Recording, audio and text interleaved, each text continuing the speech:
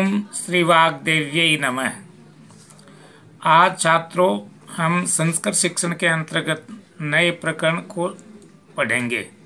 संधि प्रकरण को देखेंगे तो अपन पाएंगे यह प्रकरण हिंदी और संस्कृत दोनों ही दृष्टियों में अति महत्वपूर्ण प्रकरण है। इस प्रकरण को समझ लेने के बाद मैं समझता हूँ कि हिंदी और संस्कृत के समझने में अपेक्षित सहयोग रहेगा। इसलिए सभी छात्र उत्साह सहित इसको पूर्ण रूप से जब तक बार बार सुनेंगे और समझेंगे जब तक कि आपको पूर्ण रूप से समझ में नहीं आ जाए। मैं भी सरल शब्दावली में समझाने का प्रयास करता हूँ। संधि कहते किसे हैं? दो वर्णों के मेल से यानी मिलन से। दो वर्णों के मेल को संधि कहते हैं। संधि का अर्थ है मेल यानी मिलना। कहीं पर एक अक्षर में ही परिवर्तन हो जाता है तो कहीं पर एक अक्षर का लोप हो जाता है तो कहीं पर दो अक्षरों के बीच में एक नया अक्षर आ जाता है। अर्थात हर एक स्थिति में वर्णों अथवा अक्षरों का मेल नियम के अनुसार होता है, तभी उस संधि का अभिष्ट नियम माना जाता है। छात्रों ध्यान देंगे, यदि अपन नियमों के अंतर्गत दोनों ही संधि अथवा संधि विच्छेद सही करते हैं तो दोनों अक्षरों का भी अभिष्ट अर्थ मिलेगा और नियमानुसार संधि पद का भी अभिष्ट अर्थ मिलेगा। यदि नियमों का ध्यान नहीं रखेंगे तो आपकी संधि गलत हो सकती है। संस्कृत व्याकरण में संधियां तीन प्रकार की हैं। स्वर संधि, जिसको अच संधि भी कहते हैं, व्यंजन संधि, यह हल संधि के नाम से भी जानी जाती है, और तीसरी संधि है विसर्ग संधि। स्वर संधि नाम से ही स्पष्ट है कि दोनों पदों के मेल में स्वर का ही अभिष्ट योग मिलेगा, यानी पहले पद के अंत में भी स्वर और बाद के पद के प्रथम अक्षर में भी स्वर मिलेगा। ध्यान देंगे, एक स्वर के साथ दूसरे स्वर के मेल से जो परिवर्तन होता है उसे स्वर संधि कहते हैं। ध्यान देंगे, स्वर संधि में निम्नलिखित संधियां मुख्य हैं। इसके अंतर्गत पहली संधि है दीर्घ संधि। दीर्घ संधि से तात्पर्य यदि स्वर के भेद में लें तो एक मात्रिक प्लस एक मात्रिक यानी दो मात्राओं के संयोग से जो दीर्घ स्वर की उत्पत्ति होती है वह समान वर्ण होने पर ऐसा संभव है। संस्कृत में सूत्र है अकह सवर्णे दीर्घ है। समझने का प्रयास करेंगे। अकह, इसके अंतर्गत निम्न स्वर रहेंगे। इसका अपन पदच्छेद करेंगे। पदच्छेद अर्थात पदानाम छेदनम विभाजनम व पदच्छेदम कथ्यते। हिंदी में जानेंगे, पदों का नियम के अनुसार विभाजन करना, अलग करना, यानी पृथक पृथक पद में लिखना ही पदच्छेद कहलाता है। तो इस सूत्र का अपन पदच्छेद करेंगे तो पाएंगे अकह, यानी अकह में षष्ठी विभक्ति एक वचन है, अक का। सवर्णे यानी समान वर्ण परे रहने पर, परे यानी बाद में रहने पर, पहले पद के शुरू में भी और बाद के पद के प्रथम अक्षर में भी एक जैसा स्वर होने पर दीर्घ है, यानी दीर्घ रूप हो जाता है। कौन से स्वर रहेंगे? अकह का भाव रहेगा ए, ई, उ, री और री। री के उदाहरण नहीं मिलेंगे। यह मुख्य रूप से ए, ई, उ, री पर ही आश्रित रहेगी, यानी ए के बाद ए मिल सकता है अथवा ए के बाद आ मिल सकता है। इसी प्रकार से दोनों ही पदों में ए या आ अथवा आ वैसे ही ह्रस्व या दीर्घ ई का रूप रहेगा दोनों पदों में, और उसी क्रम में ऊ का रहेगा, और उसी प्रकार से री का भी रहेगा। यानी दोनों तरफ ह्रस्व री भी मिल सकती है और दोनों तरफ दीर्घ री भी मिल सकती है, अथवा किसी पद में दीर्घ री और किसी पद में ह्रस्व री, छोटी री, लघु री भी मिल सकती है। पर होना चाहिए दोनों पदों में एक जैसा स्वर। सवर्ण यानी सम्मान वर्ण एक जैसे स्वर। दीर्घ है स्वर का द्विमात्रिक रूप, जैसे ए प्लस ए बराबर आ, अथवा आ प्लस आ बराबर आ, अथवा ए प्लस आ बराबर आ।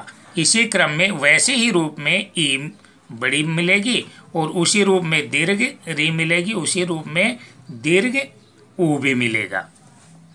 नियम: जब ह्रस्व या दीर्घ स्वर के बाद समान ह्रस्व या दीर्घ स्वर आवे तब दोनों के स्थान पर एक दीर्घ स्वर हो जाता है। देखेंगे, अर्थात ए के बाद ए हो तो दोनों के स्थान पर आ यानी दीर्घ रूप हो जाता है। जैसे ए प्लस ए बराबर आ। मुरारी, इसमें आप ध्यान देंगे मूर्धन अरी शब्द बनेगा मुरारी। संस्कृत में ये मात्रा छोटी रहेगी, क्यों कि मुर है किसी राक्षस का नाम और अरी यानी उसका शत्रु। शत्रु अर्थात श्री कृष्ण। मुर नामक दैत्य को मारने वाला कौन था? श्री कृष्ण। इसीलिए श्री कृष्ण का नाम मुरारी हो गया। संस्कृत में री छोटी मिलेगी, जबकि यही री अपन हिंदी में लिखेंगे तो बड़ी आ जाती है। राम अवतार, राम धन अवतार, राम अवतार। चास्ति चै धन अस्ति। ए ह्रस्व के बाद दीर्घ हो आ तो दोनों के स्थान पर दीर्घ आ हो जाता है। ए प्लस आ बराबर आ।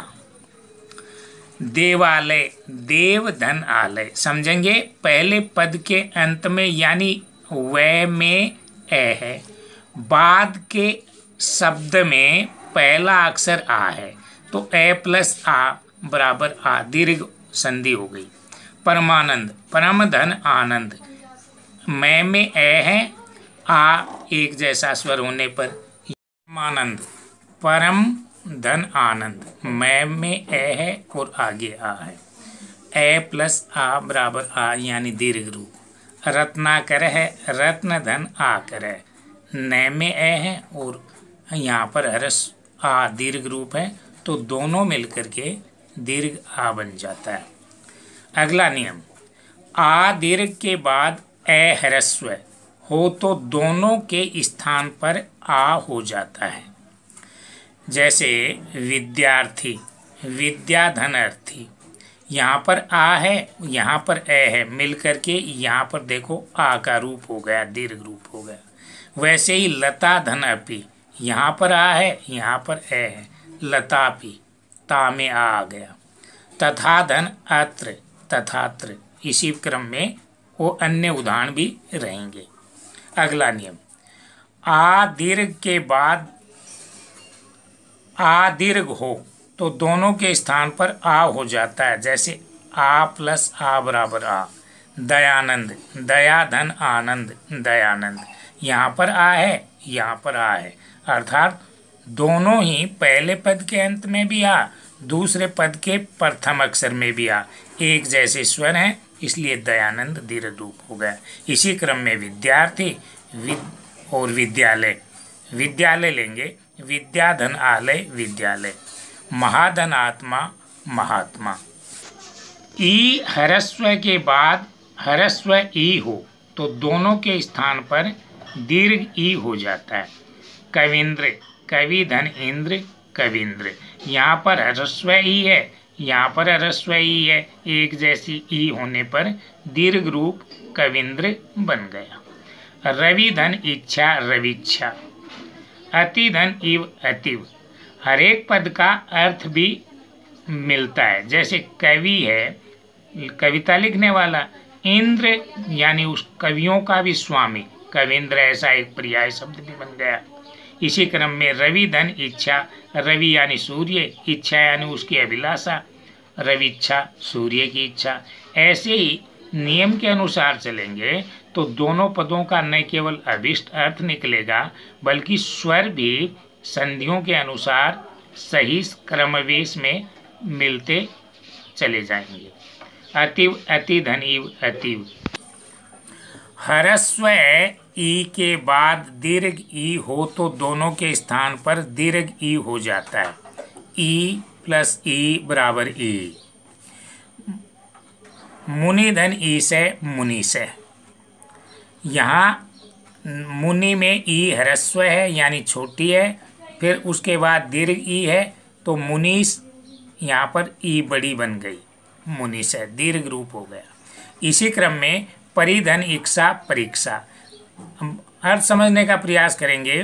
परि यानी चारों ओर, इक्षा यानी जांच, अवलोकन, परीक्षण, इसी का भाव रहेगा परीक्षा। यानी इस संदर्भ में देखेंगे तो न केवल अपने भाषा की ये शब्दावली परिष्कृत होती है बल्कि पर्याय शब्द और अन्य शब्दों का ज्ञान भी अपेक्षित बढ़ता चला जाता है। कवीश्वर है, कवि धन ईश्वर है, कवीश्वर है। दीर्घ ई के बाद ह्रस्व ई होने पर दोनों के स्थान पर दीर्घ ई हो जाता है। जैसे ई प्लस ई यानी ह्रस्व ई, ह्रस्व ई होने पर भी दीर्घ ई का रूप हो जाता है। लक्ष्मी में ई दीर्घ है, इंद्र में ई ह्रस्व है और इसी क्रम में लक्ष्मींद्र बन गया। महती धन इच्छा, महतीच्छा। नदी धन इव, नदीव। दीर्घ ई के बाद दीर्घ ई होने पर दोनों के स्थान पर दीर्घ ई हो जाता है। जैसे श्री धन ई से, श्री से। श्री यानी लक्ष्मी, ई से यानी उसका स्वामी, लक्ष्मी का स्वामी अर्थात श्री विष्णु, श्री से, ये एक नया पर्याय बन गया। पृथ्वी धन ईश्वर है, पृथ्वीश्वर है।